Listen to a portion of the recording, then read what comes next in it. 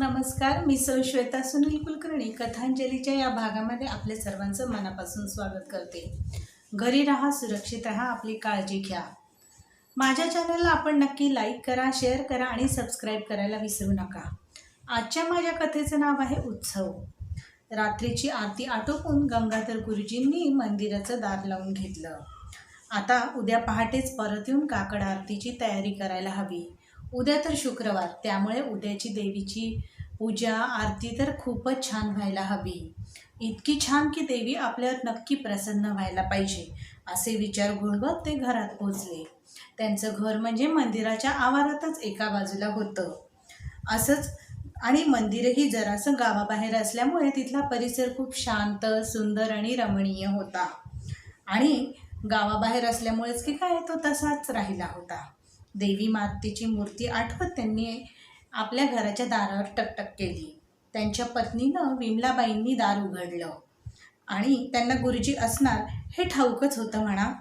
घुसळता घुसळता त्या म्हणाल्या, वाट बघत होतो मी चंदू. दोघंही तो मगाशीच आला. त्यांचं बोलणं ऐकताच गुरुजी कठोरपणे म्हणाले, मग तो मंदिरात नाही आला दर्शन घ्यायला? गंगाधर गुरुजींचा दंडकच होता. सकाळीही देवीचं दर्शन घेऊनच मग नित्यकर्म करायची आणि रात्री झोपायच्या आधीसुद्धा एकदा देवीचं दर्शन घ्यायचं म्हणजे घ्यायचंच. गुरुजींचे वडीलही याच देवळात पुजारी होते, त्यामुळे गंगाधर गुरुजी याच मंदिरात लहानाचे मोठे झाले. त्यामुळे देवीवर त्यांची अतिशय श्रद्धा होती. देवीच्या सहवासातच असल्यामुळं त्यांच्या ते रक्तातच भिनलेलं होतं. पुजारीपण सुद्धा वारसा हक्कानेच मिळालेलं. त्यांची देवीवर अपार श्रद्धा होती. एकही दिवस त्यांनी देवीच्या पूजे अर्चेमध्ये खंड पडू दिलेला नव्हता. त्यासाठी ते कुठे गावीसुद्धा जात नसत. मंगल कार्य वगैरे सुद्धा ते टाळायचेच. आणि अगदी महत्त्वाचं असेल तर विमलाबाई आणि चंदू दोघं जाऊन येत.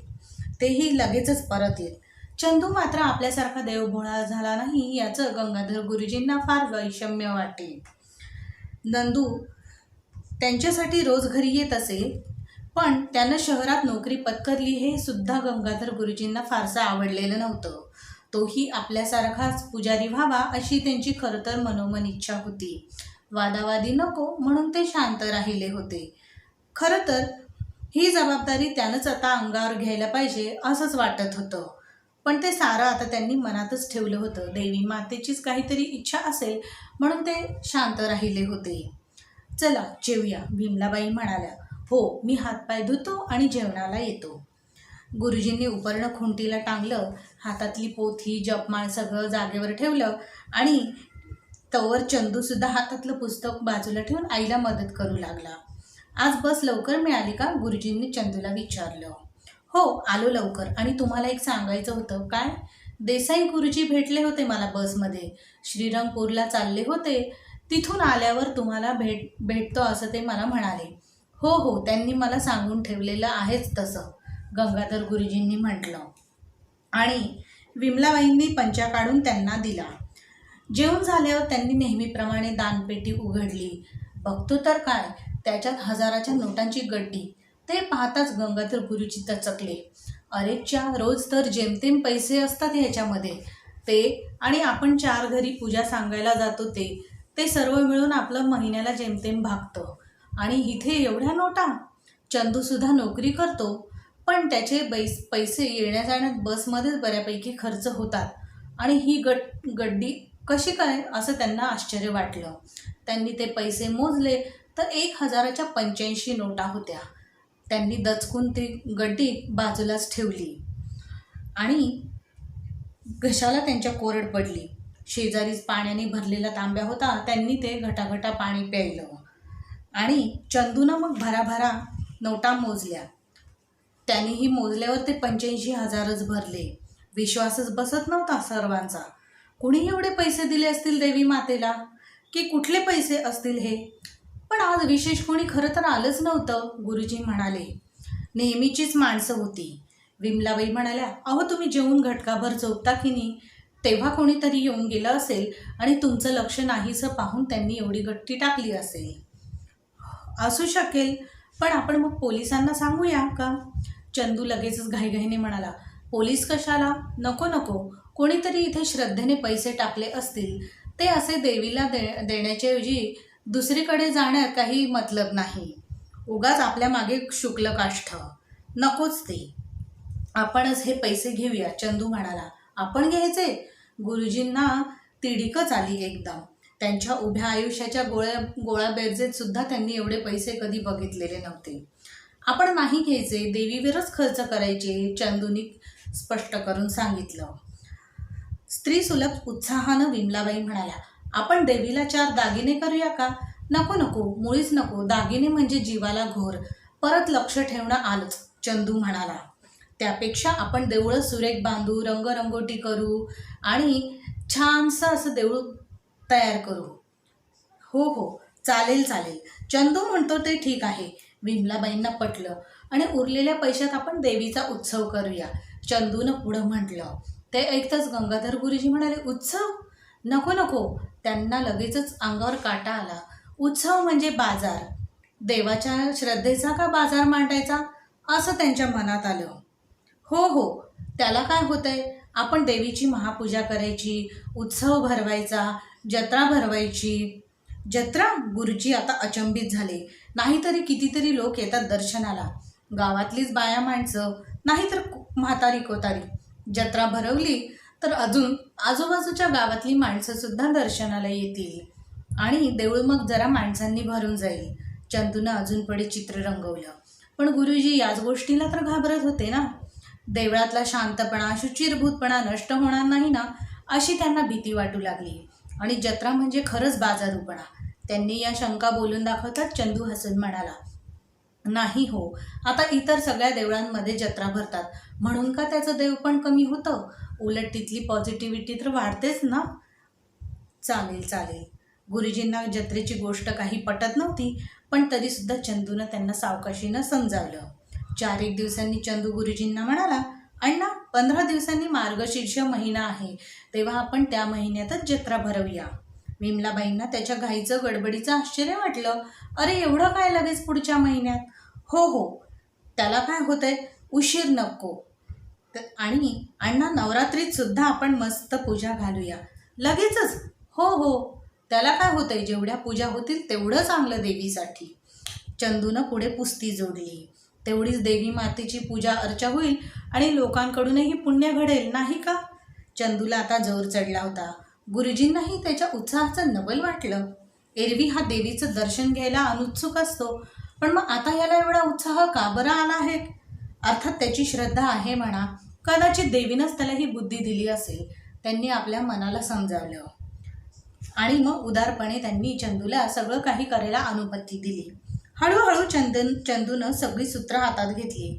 दानपेटीतून पैसे मिळालेत असं न सांगता, सरकारी आदेश आहे, वरून आदेश निघाला आहे, म्हणून आता हे काम आणि ही जत्रा भरवायचं वगैरे सुरू आहे, असं त्यांनी सगळ्यांना सांगितलं आणि उत्सवाचं आयोजन करायला सुरुवात केली.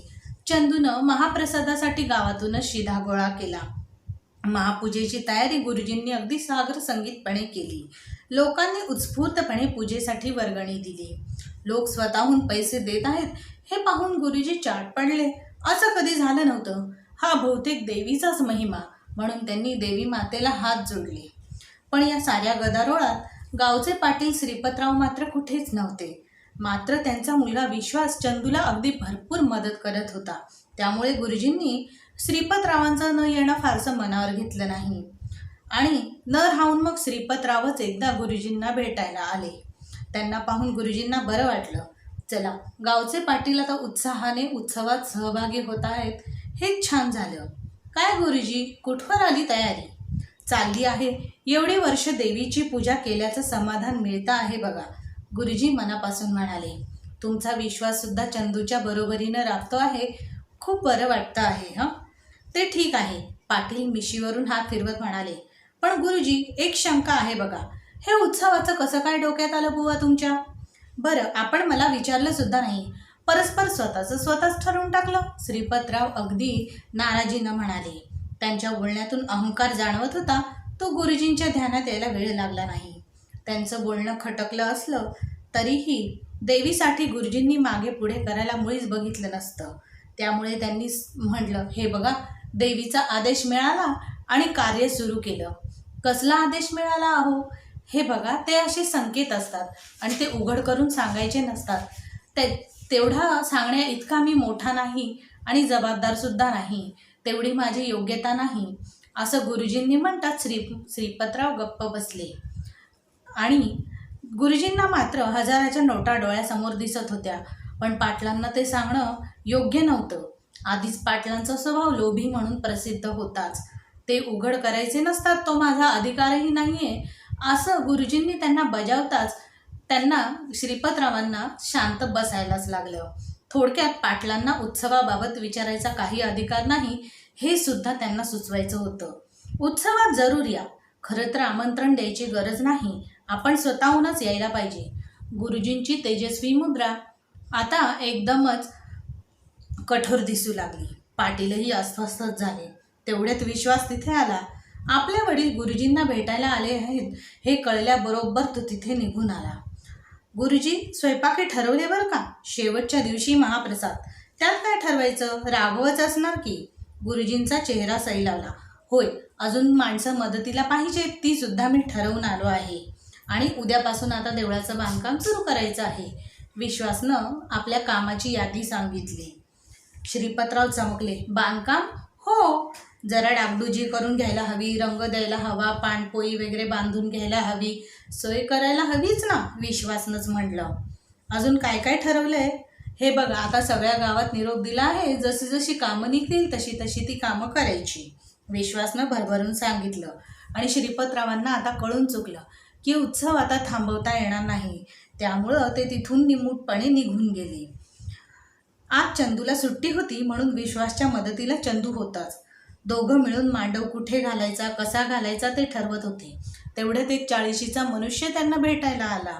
नमस्कार, पेपरमध्ये बातमी वाचली, आपल्या देवीच्या देवळामध्ये उत्सव होणार आहे, तर मी स्टॉल वगैरे घालायचं म्हणतो, तर तुम्हाला चालेल का? हे बघा, भाडं काही मी जास्त देऊ शकणार नाही, पण माझा थोडाफार धंदा होईल, पोटा पाण्याला मदत होईल, असं त्यानं म्हणताच चंदू लगेच उत्साहानं म्हणाला, रोजचं भाडं तुम्हाला परवडेल एवढं द्या. भाडं ठरवून आगाऊ पैसे देऊन तो खेळणीवाला निघून गेला. काय हे चंदू, रोज फक्त 50 रुपये भाडं? विश्वासनं विचारलं. अरे, हे आपल्या उत्सवाचं पहिलंच वर्ष आणि ही सुद्धा गरीब माणसं, त्यांची जर या जत्रेत कमाई होणार असेल तर काय हरकत आहे? आणि आपणही आता इतर स्टॉल भरवू शकतोच की, जसा हा खेळण्यांचा स्टॉल तसे बाकीचे स्टॉल, हो की नाही? तिथूनही आपल्याला उत्पन्न मिळेल. चंदूनं त्याच्या लक्षात आणून देताच विश्वास निश्चिंत झाला. आणि खरंच चणे फुटाण्यापासून बांगड्या सीडीजपर्यंत सगळी दुकानं तिथं उभी राहिली तात्पुरती. देऊळ रंगवून झालं. गुरुजींना अगदी कृतकृत्य वाटलं. देवळावरचा भगवा झेंडा डौलानं फडकू लागला. पाहुण्या रावळ्यांनी भरून गेलं. कधी नव्हे ती पहिल्यांदाच एवढी धांदल अनुभवायला मिळत होती. उत्सवाला सुरुवात झाली. देवीचा गाभारा मंत्रोच्चारानं, अभिषेकांनी, फुलांनी बहरून गेला. त्या वातावरणानं भारल्यागत झालं. विमलाबाईसुद्धा सगळी व्यवस्था अगदी जातीनं बघत होत्या. राघवनं रोजच्या रोज मदतनीसांच्या साह्यानं लाडवांचा डोंगर रचला आणि ते विकलेही जात होते. खरं तर लाडू विकायची संकल्पना ही गुरुजींना मुळीच आवडलेली नव्हती.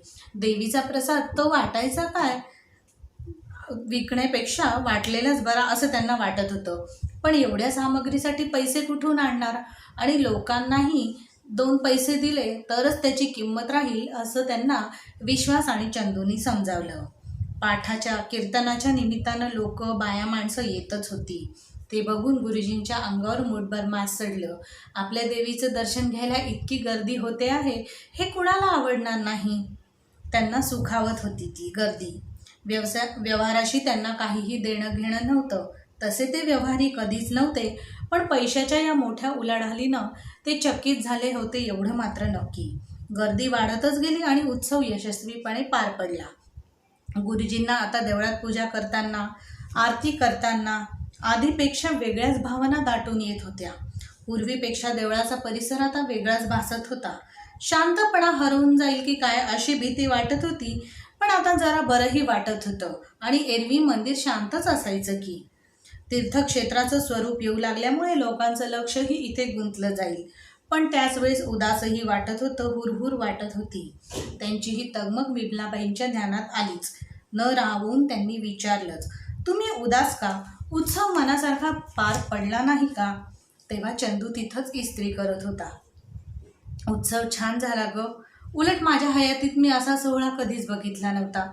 ते पैसे मिळाले म्हणून ना, पण कुणाला तसं सांगता आलं नाही म्हणून मला अस्वस्थ वाटतं आहे, चोरट्यासारखं वाटतं आहे. गुरुजींनी खंत बोलून दाखवली. इतका नका विचार करू. का नको करू? आपण कधी 100 रुपयाची सुद्धा गल्लत केली नाही आणि हे एवढे 85,000 रुपये? हेच माझं मन खातंय. चंदूला आता हे ऐकून वाईट वाटलं. आता उत्सव पार पडलाच आहे तर बोलून टाकावं म्हणून तो मनाचा हिय्या करून म्हणाला, अण्णा, ते पैसे विश्वासानं दिले होते हो दानपेटीत. काय सांगतोस? गुरुजी विमलाबाई त्याच्याकडे आश्चर्यानं पाहू लागले. हो. चंदूनं इस्त्री बाजूला केली, बटन बंद केलं. इस्त्री गार होत होती पण गुरुजींची कानशिलं मात्र गरम होत होती. का? विश्वासनं एवढे पैसे कसे काय दिले? आणि मी कुठे होतो तेव्हा? तुम्ही जेवायला घरात आला तेव्हा तो देवळात गेला. पण त्यानं का दिले एवढे पैसे? अण्णा, तुम्हाला त्याच्या वडिलांचा स्वभाव ठाऊक आहेच. ही जमीन त्यांना हडप करायची होती, बिल्डरला द्यायची होती. इथं गृहनिर्माण संस्था उभी राहिली असती. देवीचं देऊळ त्याचं काय झालं असतं कुणास ठाऊक. पण हे विश्वासच्या आईला समजलं. त्यांना असं होऊ द्यायचं नव्हतं. त्यांची आपल्या देवीवर अपार श्रद्धा आहे म्हणून त्यांनी विश्वासला हे करायला सांगितलं आणि पैसे दिले. त्यांना देवीचं देऊळ हातचं जाऊ द्यायचं नव्हतं. त्यांची खूप श्रद्धा आहे. विश्वास या देवीच्या नवसामुळंच झाला आहे ना, म्हणून आम्ही सगळं हे आखून ठरवून केलं. आता दरवर्षी इथं उत्सव होणार, लोक येणार, त्यामुळे आता बिल्डर वगैरे इथं कोणी फिरकणार सुद्धा नाही. अरे पण मला नाही का सांगायचं? पण प्रश्नासरशीच त्याचा फोलपणा त्यांच्या लक्षात आला. आपण असं होऊ दिलं असतं का? पण पुढच्या उत्सवाचा खर्च? अण्णा, अहो, यावेळी इतके पैसे जमले आहेत की उत्सव पार पडून देखील पैसे शिल्लक राहतील आणि त्या पैशातून निराधार मुलांसाठी शिक्षण योजना आम्ही सुरू करणार आहोत. चंदू आता उत्साहानं त्यांना पुढच्या योजना सांगू लागला आणि सगळं वातावरण कसं मंगलमय होत राहिलं. धन्यवाद.